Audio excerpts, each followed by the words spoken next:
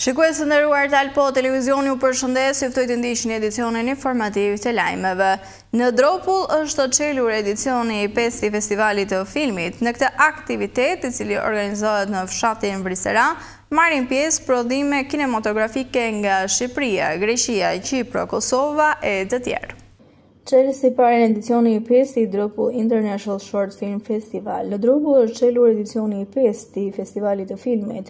Në këtë aktivitet, i cili organizohet në fshatin Vrisera, marrin pjesë prodhime kinematografike nga Shqipëria, Greqia, Kosova, Kipro e të tjerë. Në natën e parë për ardhashësit, krahas projekcionit të filmave është faqur një koncert me pjesëmarrjen e grupeve artistike të zonës së minoritetit. Festivali synon të zgjasë një javë dhe është një rrugë lidhëse midis kulturave të vendeve të ndryshme. Jemi në edicionin e 5 të këtë vit, si organizojmë këtu në Vrisera të Droput të Sipërm. Se vitet e tjera kemi qenë në Droput e Poshtëm. Është një festë e veçantë për ne, gëzim i madh për arsye sepse e filluam këtë festival me 3 ditë e kemi arritur të jemi 7 ditë.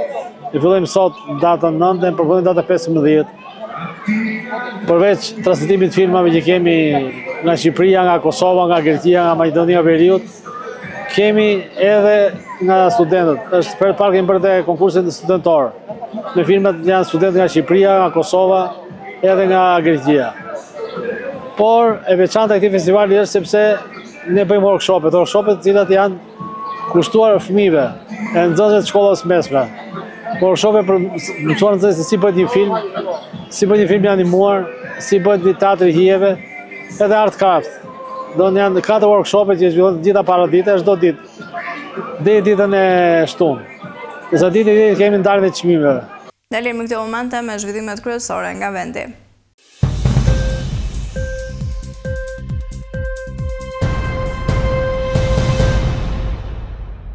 Sot është dita botërore kundër punës së fëmijëve. Standardet ndërkombëtare përkufizojnë punën e fëmijëve si punë që është e rrezikshme për shëndetin, zhvillimin e fëmijës, kërkon shumë orë dhe kryhet nga fëmijë shumë të vegjël. Zakonisht puna e fëmijëve ndërhyn në të drejtën e fëmijës për arsimim dhe lojë.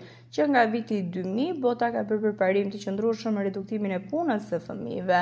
Por gjatë viteve të fundit, konfliktet, krizat dhe pandemia COVID-19 kanë zhytur më shumë familje në varfëri dhe kanë detyruar miliona fëmijë të punojnë. Rritja ekonomike nuk ka qenë e mjaftueshme as për gjithë përfshirëse për të lehtësuar presionin që shumë familje dhe komunitete ndjejnë dhe që i bën ata të përdorin punën e fëmijëve. Sot në botë 160 milion fëmijë janë të angazhuar në punë. Kjo shifër është pothuajse 1 në 10 fëmijë në barë botën. 79 milion e këtyre fëmijëve kryejnë punë të rrezikshme, 97 milion e tyre janë djemë dhe 63 milion janë vajza. Afrika renditet e para me 72 milion fëmijë që punojnë, Azia dhe Paqësori renditet në vendin e dytë me 62 milion fëmijë. Popullsia e mbetur është ndarë midis Amerikës, Azisë Qendrore, Europës dhe vendeve arabe.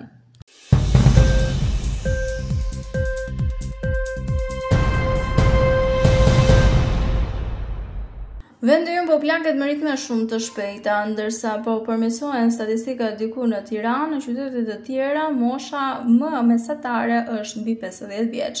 Shqipëria është duke u plakur me ritme shumë të shpejta. Alargimet më të mëdha janë të moshës nga 20 deri në 40 vjeç, që përbëjnë 54% të popullsisë së larguar. Më problematik është në qarqet e jugut dhe të juglindjes. Këto statistika janë pothuajse në të gjithë Shqipërinë, ndërsa kryeqyteti është gjendja më e qëndrueshme. Tirana rregullon pak piramidën e popullsisë e bën më të pranueshme deri diku. Në qarqet e tjera, mbi 50% e popullsisë janë mbi 50 vjeç. Kjo tregon se ne jemi duke u plakur me ritme shumë të shpejta dhe si shkak kryesor është emigrimi. Rënja e lindshmërisë, dy nga faktorët kryesorë që kanë të bëjnë me këtë rënje.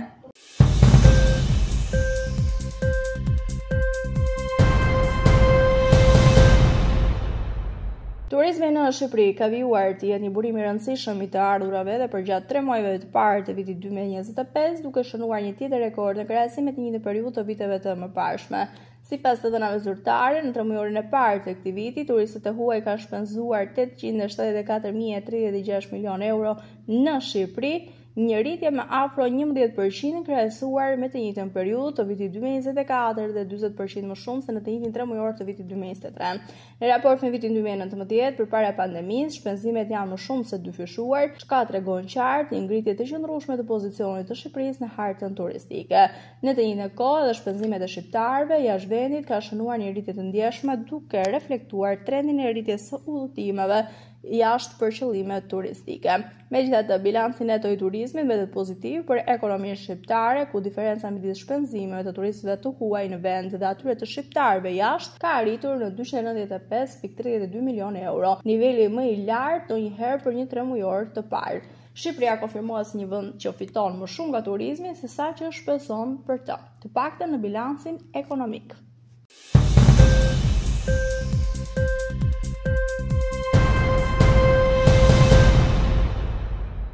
Tregu i punës në Shqipëri po përjeton dinamizëm të lartë përsa i takon pagave, kërkesës për punonjës në sektorë si ndërtimi, tregtia, turizmi. Edhe këtë vit, ndër sektorët me ritmin më të lartë të rritjes së pagës kanë qenë dhe do të mbeten ndërtimi, tregtia, hotelet dhe restorantet. Krahasuar me 3 mujorin e parë të vitit 2024, paga në ndërtim ka arritur në 58.706 lekë, në 3 mujorin e parë të 2024 sa arriti në 68.221 lekë, pra me një rritje prej 16.2%, ndërsa tashmë po vijon gjithnjë më shumë në rritje. Kjo vjen në një kohë kur të dy sektorët, si turizmi dhe ndërtimi, ka një kërkesë më të lartë për fuqi punëtore, të nxitur nga zgjerimi i sektorit të ndërtimit, rritja e aktivitetit turistik në vend. Megjithatë, pavarësisht të kërkesës në rritje, pagat në këto sektor vijon të jenë tepër të ulta krahasuar me tregun ndërkombëtar. Gjithashtu, shpërblimet financiare për punonjësit janë në mospërputhje mes nevojave të tregut dhe shpërblimeve.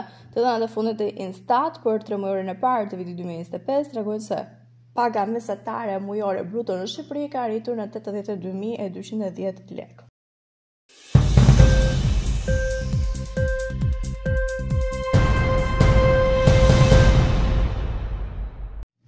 Trupat ruse duan të shkatrojnë Odesën si pjesën tjetër të qyteteve ukrainase dhe të arrijnë në kufirin me Moldavinë dhe Rumaninë.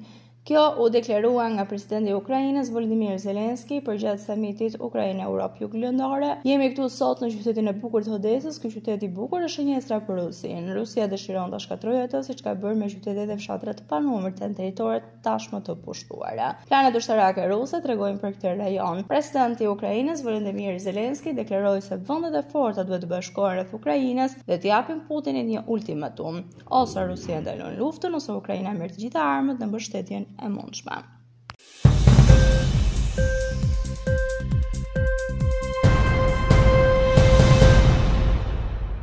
SBA kanë urdhëruar evakuimin e stafit jo thelbësor dhe familjarëve të tyre nga ambasada amerikane në Bagdad për shkak të rritjes së rrezikut të sigurisë në rajon. Vendimi vjen në një kohë kur tensionet mes SBA-s, Iranit dhe Izraelit janë përshkallëzuar ndjeshëm. Zyrtar amerikan, të cituar nga CBS dhe BBC, thanë se Izraeli ka njoftuar SBA-ve për gatishmërinë për të ndërmarrë një operacion ushtarak kundër Iranit. Kjo ka ngritur shqetësime se Irani mund të hakmerret duke goditur objektive amerikane në Irak dhe rajonet të tjera të lindjes së mesme. Ndërkohë, bisedimet mes SBA-s dhe Iranit për programin bërthamor iranian kanë ngjezur. Përfaqësuesi amerikan për lindjen e mesme, Steve Witkoff, pritet ta zhvillojë takimin e 6 me ministrin e jashtëm iranian. Presidenti Trump tha gjatë një dalje publike në Kennedy Center se amerikanët janë këshilluar të largohen nga rajoni sepse mund të jetë një vend i rrezikshëm.